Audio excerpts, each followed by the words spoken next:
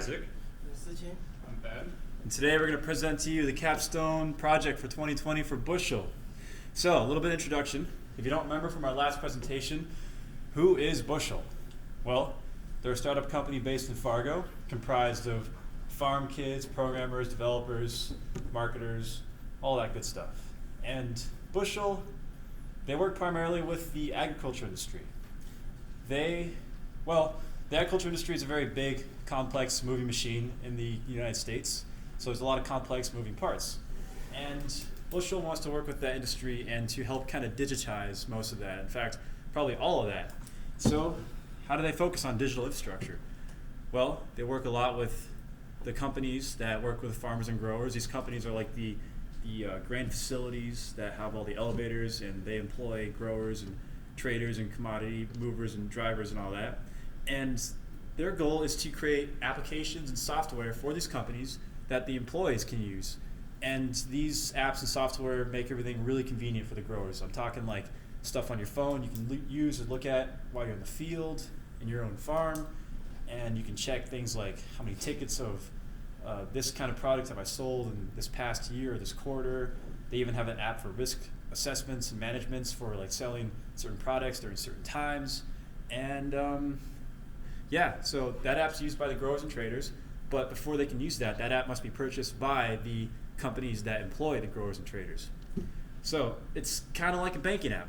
Back before there were banking apps, you had to like call the bank, send a letter in, go in person and talk to someone if you want to check your balance or statements or whatever. But now they have an app for that. Bushel is kind of what they're doing, making that app for the farmers and growers and traders and the companies to check all that stuff online in their databases, and they're connecting everyone. Because maybe before that you go to like a grower's farm and he'd have a database, but like it's all locked in on some old computer in the back of some barn, like behind a shelf, and it's dusty and it's like a old archaic user interface or whatever. But yeah, Bushel kind of helps connect all that together. So the problem that they have is that they have a data pipeline and they need a health check for it. So basically their pipeline moves all sorts of data, whether it's the tickets that the growers have for their individual transactions. There are splits which show the amount of money that each different person could get from a single ticket, as well as different commodities, different grain elevators. There's all sorts of data being sent through, and it depends on the grain company. And so they want this data to be accurate. They want their end users to be able to pull up their phone, open the app, and see the data relating to them, no matter what it is, and they want to know that it's correct. And so far, their only way to catch errors is a manual way, meaning that if something goes wrong in the system, where someone's data is missing or something got altered where it shouldn't be, the only way they detect it is if an end user can see it on their app that something's not there, and they have to call their grain elevator and see what's going on, which then they contact Bushel to see what's going on their end, and basically they don't catch the problems once they get past their tests until it hits the end user. And so our solution will be making a health check for them that will send data in and ensure that the errors are caught before they affect the end users.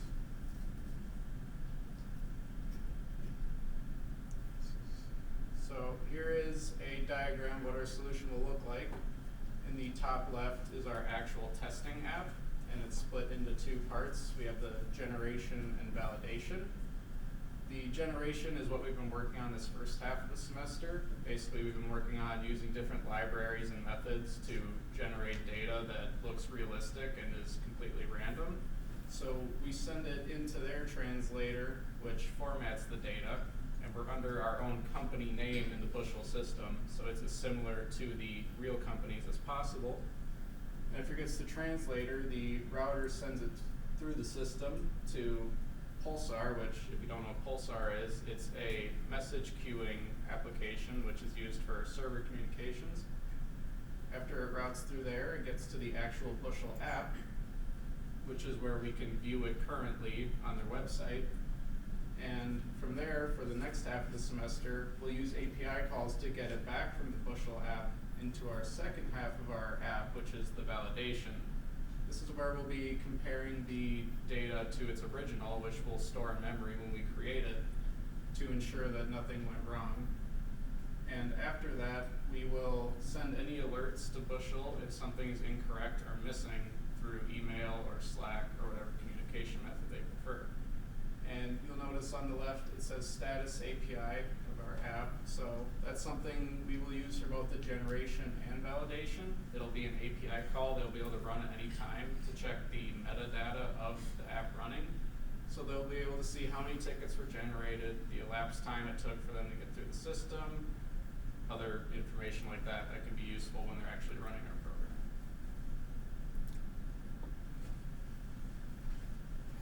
According to Ben said about the solution part, so we decide our requirement will be start at the data. The data first we need the mock data because it could be customized and it could be designed by ourselves. It's very convenient to test our health test system, and the other part is the real data is privacy. We don't want to mess it up. So next is the customized data. Our requirement is to have some input argument that make us can, according to those arguments, to customize those data. The next is we need to get response from what we passed, like if it's successful or not, and show other people what we passed on the web. Finally, we need to store those send data for future use to compare and assertion. Next part is assertion. First we get the data from the endpoint of the client API, and we compare those data with the original one we stored before. Then we can find if those data is healthy or not. For example, missed something or mixed something, and we will store those error data and send those details through something like Slack to alert company. Yeah. Next part is design. For the design, we decide to use Visual Studio Code editor and Node.js with JavaScript. First is we use JSON format and Faker.js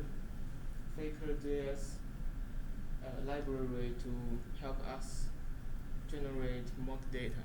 Because Faker.js library contains a lot of names, ID, and times, which could help us generate those mock data very randomly and useful. Next, we use Express framework with the URL route function to customize our data and show others the result. Like we put argument into the URL and pass it into our system to generate the different the customized mock data and show those data through Express framework into our web. Next is our use REST API to connect the Bushel system for send data or get data. And for the status and store data, we use JSON object to store what we get and those status information, so we can convenience get, store in, and get out for compare with the future data. And next is the assertion part. We will be get those data in the client endpoint and assertion it. Then we will be connect with Slack API to send alert to company. So up next we have kind of a schedule and some user stories that we felt were very important. The top 4 up there are kind of our most important ones, the ones we really focused on each sprint, and then there were some other smaller ones that weren't as important, or that if we listed every single one, it'd be probably too long to just put in one slide, so we just kind of focused on these 4 to begin with.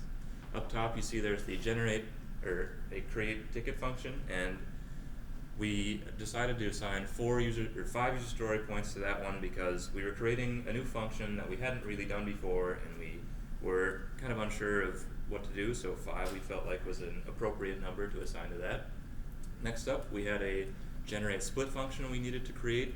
For that, we assigned 2 user story points to that because it was pretty similar to the generate ticket function, and there were a few changes that had to be made, but we felt like 2 was a sufficient amount of user story points for that. Then we had to implement an express router, like Sujin said, to kind of visualize our data in a different way, and it would be a useful tool for future as well. We assigned 3 points for that because it was something new and something we had to add to our program, but it was also something that wasn't extremely big, so we felt 3 points was a pretty sufficient amount for that. And then finally we had to connect and send mock data to Bushel's router, which we assigned 5 user story points because we felt there were a few things that had to kind of come together for this one, and 5 points we felt was a pretty solid number for that one. So to kind of see what we did in each sprint and how we did each week, for our first sprint, it was kind of our decision-making time. Our first meeting with Bushel, we decided to use Kotlin as our programming language, and we went home, and basically all we did for our first sprint was each one of us went and tried to create a Hello World program with Kotlin and send it to an executable file that we could run outside of our IDE. That was alright, but it was a little bit more difficult than expected, and when we met with Bushel the next week, they told us that Kotlin might not be the best choice, and they recommended to use JavaScript instead. They told us about the benefits of JavaScript versus Kotlin, and it didn't take much convincing. We were on board pretty much right away. So sprint 2, we switched languages to JavaScript, and from there we kind of just ran with our project, and our goal was to then generate mock data. So we made those 2 functions that generated splits as well as tickets, and that was basically our sprint 2. For sprint 3, we had to make some changes to format it with Bushel's system, and we wanted to be able to create an express router that we could send the data to. So that's what we did for sprint 3. For sprint 4, we wanted to connect to Bushel's system, and first we used a tool called Insomnia to kind of test our API calls to make sure that we were able to send data. So we would just copy and paste our JSON into this Insomnia program, then we'd send it to Bushel's system, and we wanted to verify that we could see it on their website. Once we were sure that that was all working and everything was working as intended, we then moved on to putting these API calls within our program. So every time a new ticket or split was created, it would automatically be sent to Bushel's system, so we wouldn't have to worry about any extra steps taken on our end. And then sprint 5 was one of our more recent ones.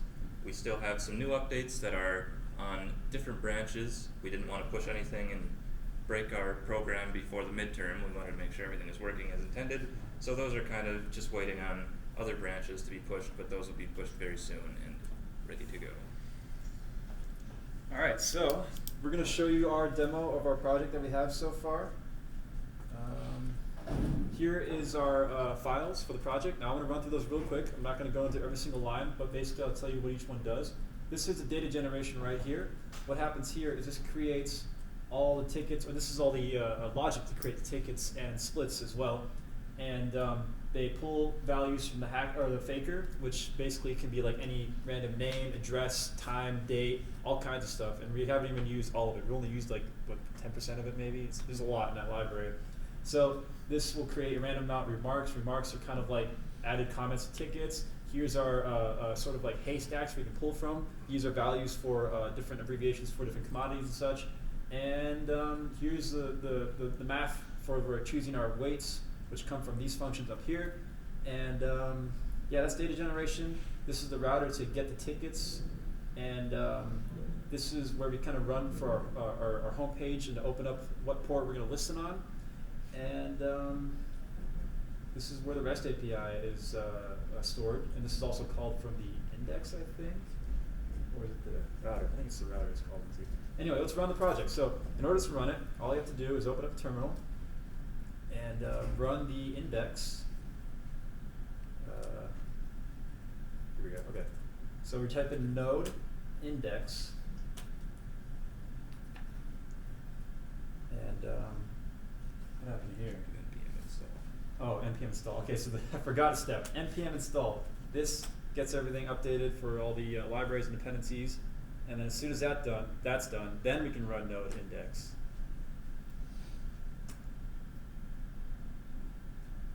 What happened here? Server instance. Oh, it's already in use. Okay, so yeah. This one? Yeah. Yeah, it's listening. Okay. All right. There.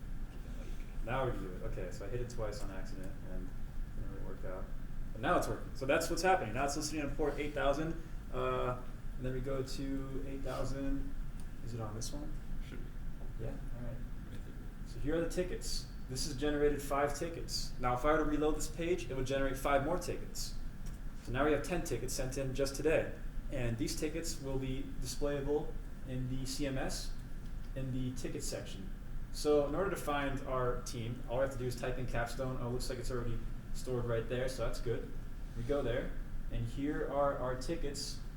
These are the 5. These are the ones we generated just today, actually. I don't know why there's only 10. It should be 5, but yeah. And if we were to reload the page one more time, we would see even more tickets. But yeah, there's our quick demo. Does anyone have any questions about what just happened right here?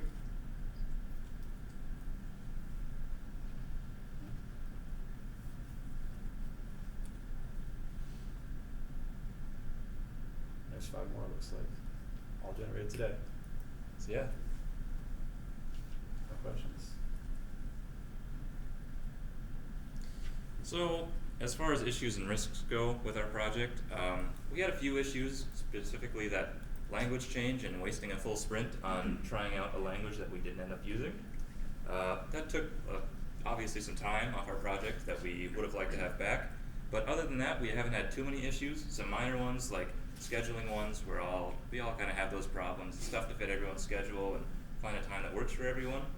So as far as issues go, other than that one big one, we haven't had too many. And then for risks, we have some pretty low risk in this project. The reason we're creating our own mock data is because if anything breaks or if we mess up any data, we want it to be our own. That's not actually in Bushel's system. No actual customer data. We don't want to access any of that private data. So that's why we're doing this mock data generation, so that if anything goes wrong, it's with our data and not with anything on Bushel's end. So the risk is very low involving this project. So I'm going to talk about what kind of happens over all the user stories in general, in total. As you can see, our estimated and actual points are kind of close within each other. I'd say that's a result of having such short sprints, because they're only 1 week each, which means that we had just a week to work on stuff, so not super productive. But if we ran into problems, we could fix them early. So we fail early and quick, and we recover very quickly with each week that goes by. That's why we were able to switch so quickly from our first sprint from Kotlin and JavaScript right away. And yeah, so the first sprint had the least amount of points. That was because Kotlin didn't really work out for us, or at least it didn't work out for me. And when it worked out for everyone else, it took kind of a long time to get it working, so that was just a pain in the butt. And the second sprint had the most points, because that's when we started working with JavaScript, and we were like, okay, this works, this is good, convenient, and we like it, we're just going to run with it. And we did a lot of stuff for that. We did most of the data generation way earlier than expected, I think, and we actually hit all of our midterm goals before around halfway to the midterm. It was around that time-ish, but yeah, it was good. We were really happy with our progress. And well, what does this mean? That means that we're probably going to do even better after the midterm. I'm looking forward to that, and we're all pretty optimistic about what's going to happen next. So, talking about next, reflections first. Yeah. So, like Sam talked about, we met all our midterm goals, so we're pretty happy with that. At the beginning of the project, our sponsors kind of laid out 2 main goals for the midterm and the final. So by the midterm, we wanted to have these data generations put to bed, basically. We wanted to be able to make our data and send it in reliably and have that part done, which we did achieve. And our next part for the final is going to be all the validation I talked about earlier. So we are at the point where we want to be, which is very good, but like Sam mentioned again, we did have some issues early in our first week with that whole Kotlin ordeal. But yeah, we did recover very well. The next week when we did JavaScript, we were able to start getting features done right away, which was good since we were essentially a week behind at that point. But looking forward, we are now comfortable with all the tools and the language we're using, and we are confident that we'll be able to get the rest of it done. So for the future, what is next for us? Well, we did all the midterm stuff, and now we have to do the whole second half of the project, which if you go back to the diagram, that includes the data validation. So this first square right here, that's pretty much done, all right here. Next step is to use data validation. For the demo, we were showing you the Bushel backend app, like where the data goes and ends up, and we're gonna have to eventually grab the data from there and perform the assertions on it. So that's our next biggest goal. Also, we're gonna end up storing the data in the database probably to use for like checking back against for performing the assertions. We send in the data and then we use the database to see what happened. And also, we need to eventually store like the amount of successes, errors, the status of it, what happened, and that's all going to come from our status endpoint, I think. And then we have generic data generation, which is something that we briefly talked about in one of our later meetings, because right now we're focusing on a very specific sort of data generation. That's just tickets, splits, and the remarks associated with. I didn't really mention what splits are, but splits are basically what happens if multiple people were to take something and transport it. Like, let's say trucker Lisa transports the grain to this part of the country, and then trucker John picks it up later and transports it farther. They would both get a share of the split, and the tickets are kind of like that order itself in its entirety that where it originally came from the growers and the companies. So after generic data generation, though, we're going to work on a stretch goal if we get to that point, and that's user interface. Now, as you saw in our demo, we didn't really have user interface. That's not really a priority for us right now. But if things go really well and we have a lot of time, we're probably going to end up creating some sort of fancy-looking UI that works as like a dashboard that holds all the status, and we can check out all the previous stuff sent through, and easy access to the database and more data generation and all that. That'll be kind of cool, but like, we're not going to worry about that too much. That's going to come way, way later. So for now, generic data generation, assertions, storing the data, and making sure that it still works when we add the updates for that. Any questions? Are you, I don't know if it's even part of this, but can you generate an invalid ticket that should, like, I want to put grain on a ship in Duluth and ship it to Bismarck on the ship? Are there things that should fail when you go through?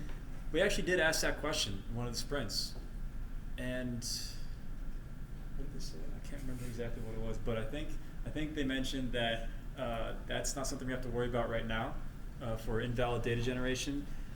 What might happen is that you go to the Bushel content management system, which is the site that I showed you, and you look at it and it'll say those errors, but it'll still load the JSON file. If it's a valid JSON file and the errors, that might not be a thing yet. But that is something to consider for our data assertions to make sure that hey, this is the right location that it's in and going to the right place. Is that physically possible or possible within this amount of time or whatever they need, whatever constraints, But we don't have that many constraints at the moment.